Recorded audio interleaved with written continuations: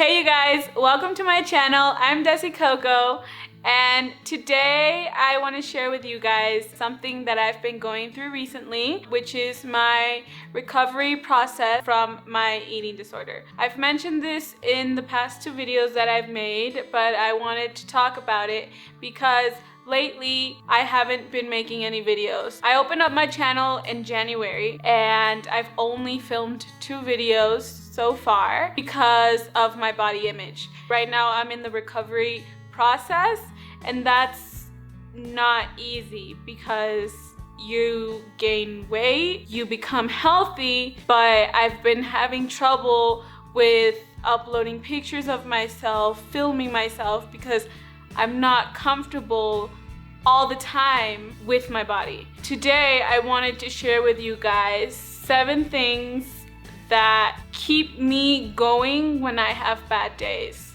7 things that I remind myself about every time I want to stop eating or every time I want to go back to my old habits. These are 7 things that Anorexia won't tell you. It took a lot for me to learn these things, and I wish someone would have told me about what was going to happen to my body, to myself, to my mental health before I decided to stop eating. Okay, so the first one is pretty obvious, and that is that you're going to get sick. And you will go to hospitals, you will get a bunch of needles inserted. Things will get really bad. And I have read stories of girls that have gotten to the point that they no longer can save themselves.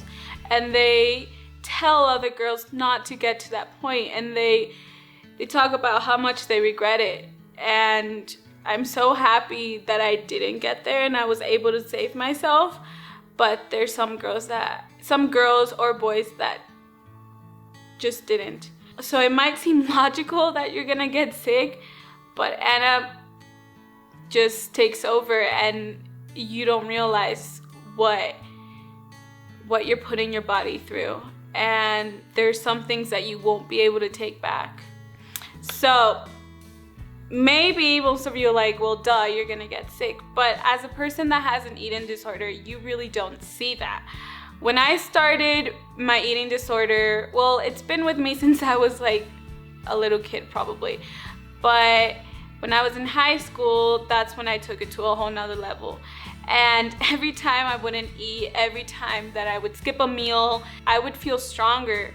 And that might seem weird because, well, you're not eating, you're not, you don't have any energy, but you're so inside your head that you feel stronger. You feel like you have some sort of control and some sense of control, and it's weird.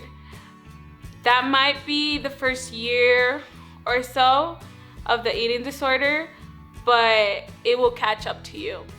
I was lucky enough to not have serious consequences because of my eating disorder, but I've heard stories of people that have had really, really bad things happen to them, that their life never goes back to being normal. People that have to live with their consequences every single day.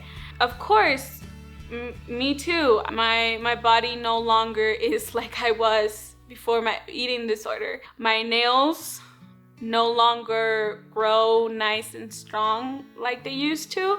It also affected my eyesight.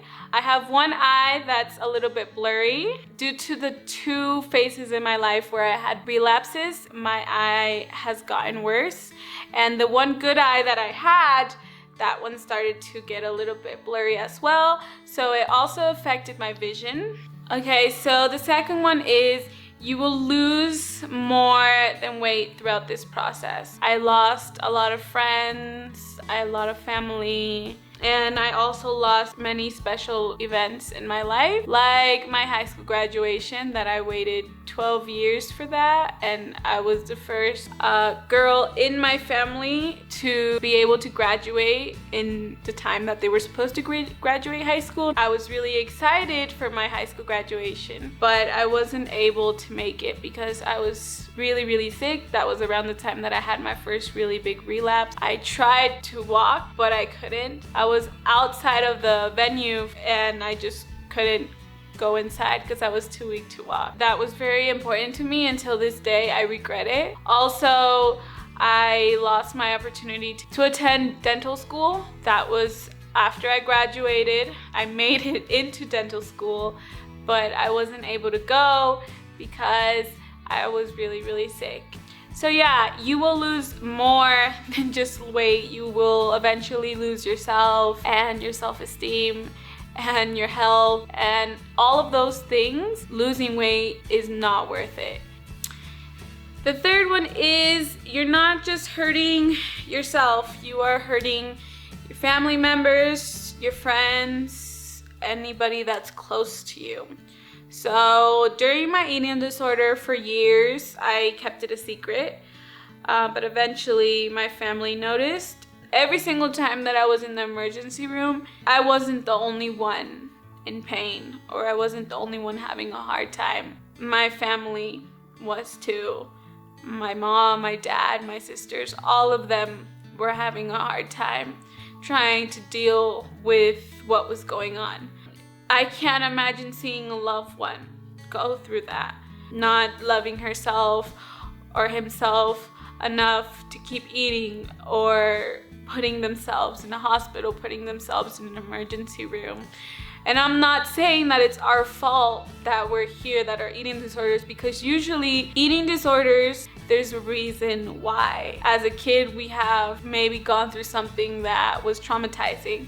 So it's not our fault. It's not our fault why our brain works this way. But one thing you should know, that you're not just messing up your life, you're messing up everybody else's as well. Everybody else that cares for you and loves you. And it hurts to see someone destroying themselves. Sometimes we're so in our head and we're so into our eating disorder and our goals and what the size we want to be, that we forget it's not just us that are miserable. Our family and friends are feeling miserable too. Every time they see us not eat, every time we make an excuse on why we're not gonna eat, every time we get sick, every time you end up in an emergency room, it hurts them too. And sometimes we tend to forget that. The next one is, most people with eating disorders have a certain goal. My goal at first was being a size 26. Once my waist was 26 inches, I wanted a waist that was a 25. Once I reached 25, I wanted 24. Once I reached 24, I wanted a size 22. And 23 was the last number I saw before I was in a hospital bed. The point is that you will never be the size that you want, because you're just gonna want to be smaller and smaller and smaller until you end up putting yourself in the hospital, or until you hit rock bottom and you realize what you have done to yourself. You're gonna want to be smaller, you're gonna want to compete with other people and want to be skinnier than them and be like, oh, once I'm skinnier than them, I'll be happy. But that wasn't the truth. I would find another person that was skinnier than them, and then I'll be like, I want to be skinnier than her. And the pattern would just go on and on and on. Nothing was ever good enough for me. So you're gonna find yourself in that loop. You're gonna want to get skinnier, and it's gonna literally drag you to hell. So the next one is, you are going to regret it at some point. Either it's gonna be on a hospital bed, or for those who have enough self-control, it's probably just gonna be, I don't know, looking at yourself in the mirror and being like, am I really happy? For me, it was a year ago when I lost everything once again. It was when I wasn't sleeping, when I was shaking 24/7, when I was crying because I couldn't even walk to my bathroom or get up and make myself some food. Even the little things like waking up normally without a panic attack, or just not shaking. There were months and months that I wouldn't stop shaking because my anxiety was that bad. I was dizzy. It was just hell, and depression was hell. And once I realized that I had lost everything once again and my mental health was worse than ever, that's when I realized that all of that wasn't worth it. I realized how much time I have lost. Okay, so the next one is you are beautiful. So I know Anna will make you think the complete opposite, and until you reach that certain weight or that certain size, you won't be beautiful, but you are. And that is something that till this day it's difficult for me to believe, because there are some days that I just do not feel beautiful. There are some days that I look at my face and I say, my cheeks are too big, my eyes are too small, my hair isn't long enough, my eyebrows are weird, my lips aren't as big as I want them to be. Or I look at my body and I say, my belly is too inflamed, my shoulders are too big, my arms are too big, my legs are not the size that I want them to be, they're too thick, I don't have a thigh gap. I just look at myself in the mirror and I'm just like, why have I lost control?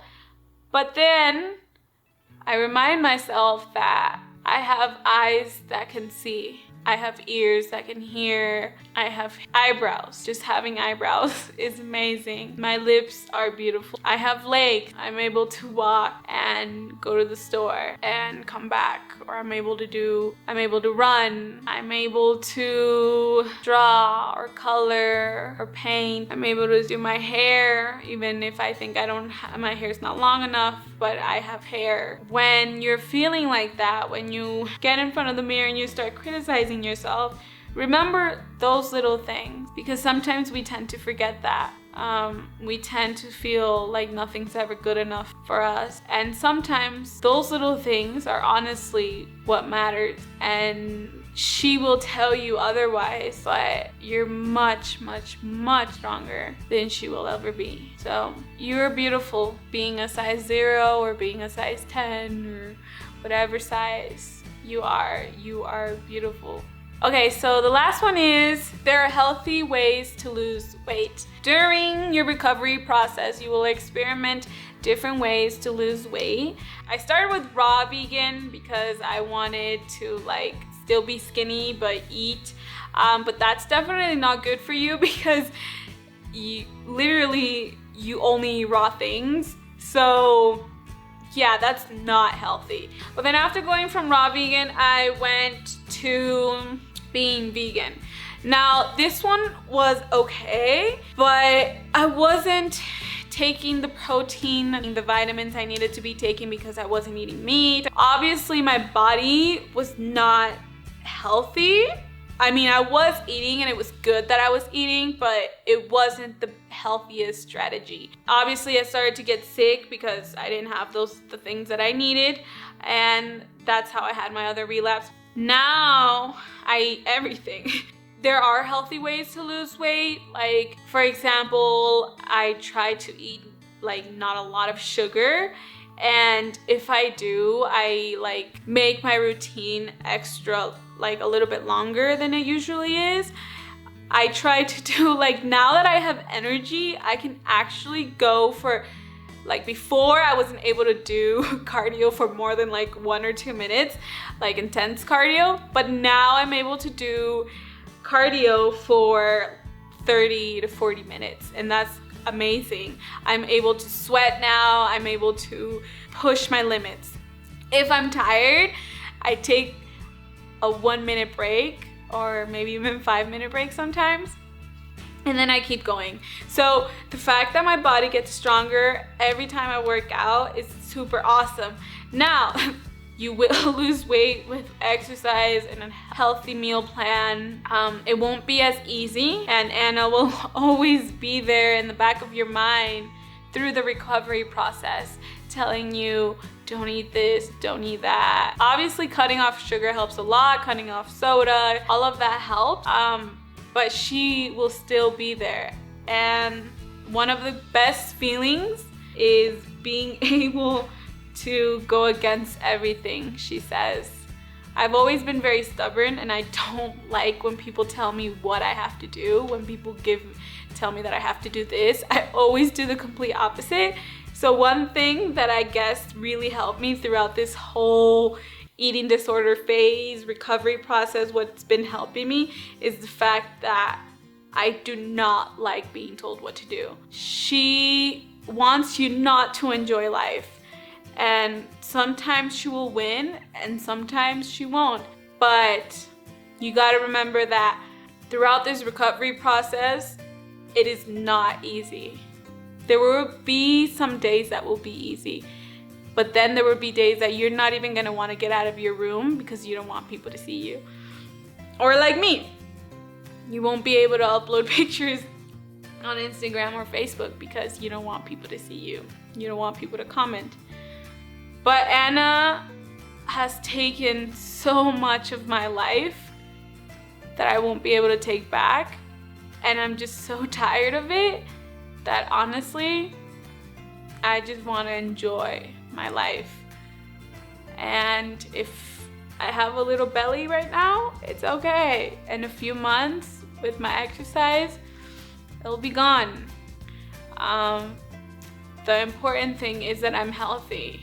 And regardless of what she says, regardless of the size she wants me to be, I much rather prefer being healthy and not being stuck in my room and constantly hating myself.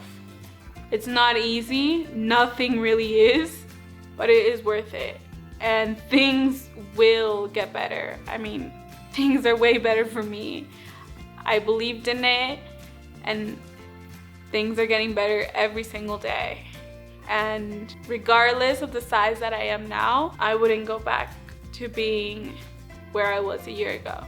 Thank you for staying this long. I know it's a long video, but I really hope you guys liked it. And if this is like a topic of interest to you, make sure to like and subscribe because I will be trying to upload videos more often.